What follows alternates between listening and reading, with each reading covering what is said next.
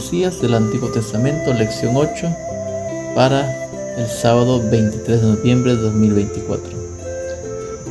Texto de memoria se encuentra en Juan 5:36, pero yo tengo un testimonio mayor que el de Juan, las mismas obras que el Padre me encomendó realizar, esas mismas obras que hago testifican que el Padre me envió. Jesús es el Cristo, el ungido de Dios, el Salvador del mundo. Es preexistente y divino. Así lo hemos aceptado y así lo hemos creído. La pregunta es, ¿qué opinaban de estas declaraciones sus contemporáneos, aquellos que hablaron e interactuaron con él? Unos lo aceptaron, otros rechazaron. ¿Sobre qué evidencias hicieron ellos su elección? Bueno, durante esta semana la lección nos va a dar razones para aceptar a Jesús como el Cristo. Evidencias del Padre, evidencias de las Escrituras, evidencias de las profecías, y también nos va a dar razones para rechazar a Jesús como el Cristo, es decir, ser de abajo y no de arriba. Así que en grandes rasgos eso es lo que vamos a estudiar en nuestra lección durante esta semana. Ahora, hablemos un poco sobre razones para aceptar a Jesús como el Cristo. Evidencias del Padre. Mas yo tengo mayor testimonio que el de Juan, porque las obras que el Padre me dio para que se cumpliesen las mismas obras que yo hago, dan testimonio de mí, que el Padre me ha enviado. Juan 5:36. Ahora, mientras estuve en este mundo, Jesús hizo muchas señales que hacían de él una persona especial. Indudablemente nadie podía negar la evidencia. Los ciegos ven, los cojos andan, los leprosos son limpiados, los sordos oyen, los muertos son resucitados, y a los pobres es anunciado el Evangelio. Ante esto, muchos se preguntaban si Jesús no sería el Cristo.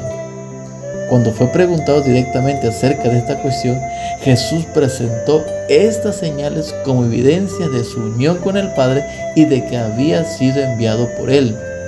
De esta forma, dejaba a sus encuestadores que sacaran sus propias conclusiones. Si diciendo esto, a pesar de ello querían apedrearle, ¿qué hubiera hecho o qué hubieran hecho si hubiese declarado abiertamente que él era el Cristo? El punto número 2, la evidencia de las Escrituras. Juan 5:39 dice en la nueva versión internacional: estudiáis con diligencia las Escrituras, porque pensáis hallar en ellas la vida eterna, y son ellas las que dan testimonio de mí. Es decir, aquí Jesús le está diciendo a los judíos, específicamente los líderes religiosos, que ustedes piensan que porque estudian diligentemente las Escrituras ustedes van a alcanzar la vida eterna. No, las Escrituras tienen como fin dar testimonio de mí, y más adelante Jesús y no quieren venir a mí para que tengan vida. Una segunda evidencia que Jesús presentó como prueba de su misión divina fue el testimonio de las Escrituras, es decir, el Antiguo Testamento, porque como ustedes sabrán, en el tiempo que Jesús está hablando, la única escritura que existía era el Antiguo Testamento. Ahora, Jesús usó historias bíblicas para explicar su misión. Por ejemplo, cuando estuvo con Nicodemo, habló de la serpiente alzada por Moisés, declarando que así como habría de morir, y el significado de ese sacrificio. Algunos reconocieron en Jesús al Mesías anunciado por Moisés y los profetas. Mateo, Marcos, Lucas, Juan, Pablo, Pedro y el resto de los escritores del Nuevo Testamento subrayan una y otra vez, bajo la inspiración del Espíritu Santo, cómo la vida, la muerte, la resurrección y hasta la ascensión de Jesús al cielo, de Jesús al trono de Dios, son el cumplimiento de lo que fue anunciado en el Antiguo Testamento. Así que esas son las evidencias de las Escrituras en favor de Jesús. Hablemos en el tercer punto acerca de las evidencias de las profecías. Dice Juan 19:36 en la primera parte: porque estas cosas sucedieron para que se cumpliese la Escritura. El Antiguo Testamento tiene cientos de profecías y alusiones referidas a Cristo que se cumplieron en la vida y ministerio de Jesús. Juan menciona algunas de esas evidencias, de esas profecías. Por ejemplo, en la primera parte, en Juan 1:23, habla de la obra de Juan el Bautista, anunciada ya en Isaías 43, de lo que iba a ocurrir en la obra de su predecesor.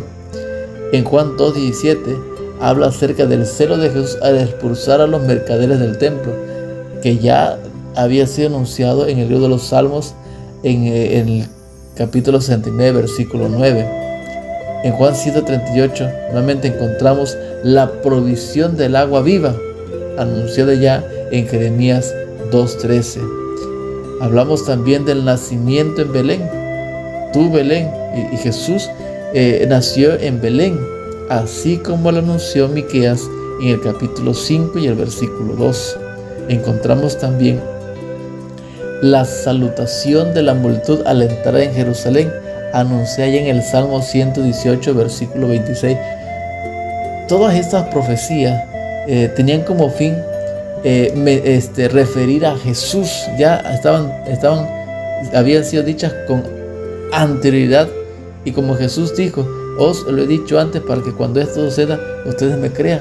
Ya los judíos tenían todo este material, estas profecías, estas evidencias proféticas en la misión y el ministerio del Mesías que iban a hacer para salvación a todo el mundo. La entrada triunfal de Jerusalén, ya anunciada en Zacarías 9 y el versículo 9, la forma cómo iba a entrar a Jerusalén, cómo iba a ir cabalgando sentado sobre un pollino. Tenemos también la evidencia acerca de la traición de un amigo. En Salmos 49 dice que aquel que de mi pan comió, aquel que estaba íntimo conmigo, alzó contra mí su calcaña. Entonces ahí vemos que ya estaba predicho la traición de Judas. En Juan 19:24 encontramos cómo los soldados reparten la ropa de Jesús, ya anunciado en el Salmo 22:18, donde sobre sus ropas echaron suerte. Encontramos también en Juan 19:28 que Jesús iba a tener sed durante la crucifixión y que en vez de darle agua le iban a dar vinagre. Encontramos también que a Jesús no se le quiebra ni un hueso, en cumplimiento de la profecía de la palabra de Dios que se dijo en Números 9:12, que al Cordero Pascual no debía quebrarle ningún hueso. Encontramos también en Juan 19:37 cómo Jesús fue traspasado por una lanza, anunciada ya en Zacarías 12:10. También en Juan 29 la resurrección de Jesús, anunciada ya en el Salmo 16, versículo 10, dice que no dejarás que tu santo vea corrupción. No dejarás que tu santo, no dejarás su vida en el Seol o en el sepulcro, ni que tu santo vea corrupción. Hablemos ahora de las razones para rechazar a Jesús como el Cristo, porque Jesús dio razones. ¿Cuáles son esas razones? Bueno, ser de abajo y no de arriba. Es decir, y les dijo: vosotros sois de abajo y yo soy de arriba. Vosotros sois de este mundo, yo no soy de este mundo. Es decir, ¿cómo van ustedes a creer lo que yo les digo si ustedes son de este mundo cuando yo soy de arriba? ¿Por qué los dirigentes religiosos rechazaron a Jesús? Bueno, unos no conocían al Padre, profesaban creer en Dios, pero tenían solo un conocimiento teórico de Él. Eran de abajo, pensaban en las cosas terrenales, no en las celestiales. Habían puesto sus tradiciones por encima de la palabra de Dios.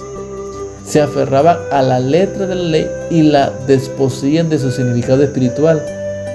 Llegaron a pensar que el mero conocimiento de las Escrituras podía salvarles. Creían en Moisés, pero no aceptaban que el profeta por él anunciado había llegado. Habían olvidado la misericordia.